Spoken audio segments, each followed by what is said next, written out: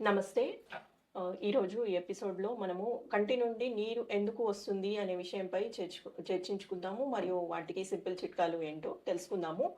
కంటి నుండి నీరు గారుట ఎందుకు అనగా దుమ్ము వెళ్ళినప్పుడు లేదా ఎలర్జీ ఉన్న వారిలో లేదా కంటి కంటి మొత్తము పొడి బారడం లాంటి సమస్యలు. మరియు ఇప్పుడు అందరికీ ఈ జెన్‌జీ జనరేషన్‌లో మొబైల్, స్క్రీనింగ్ టైమ్, చాలామందికి వర్క్ కూడా స్క్రీన్ పైనే ఉంటుంది కాబట్టి కళ్ళు పొడి పారడం చాలా ఎక్కువ చూస్తున్నాము. మరియు ఇన్ఫెక్షన్స్ వల్ల, వైరల్ ఇన్ఫెక్షన్స్ వల్ల ఆఫ్టర్ కోవిడ్ ఐ ఎఫెక్షన్స్ చాలామందికొచ్చాయి. దాంతో పాటు మనము సింపుల్ చిట్కాలు చూసుకున్నట్లయితే కన్నులో నీరు వచ్చినప్పుడు మనము 2, 3 సార్లు వాటర్‌తోని క్లీన్ చేసుకోవడము. రెండవది రోజ్ వాటర్‌లో కాటన్ డిప్ చేసి కొంచెము కంటి పైన అలా ఊరికనే పెట్టేసేయాలి. దానికి విశ్రాంతి వస్తుంది.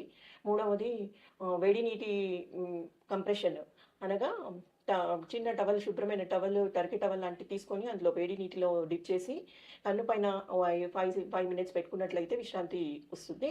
మరియు ఆహ్, వెహికల్స్ నడిపిస్తున్నప్పుడు ప్రొటెక్టివ్ గ్లాసెస్, సన్ గ్లాసెస్ కానీ పెట్టుకున్నట్లయితే దుమ్ము అనేది వెళ్ళదు.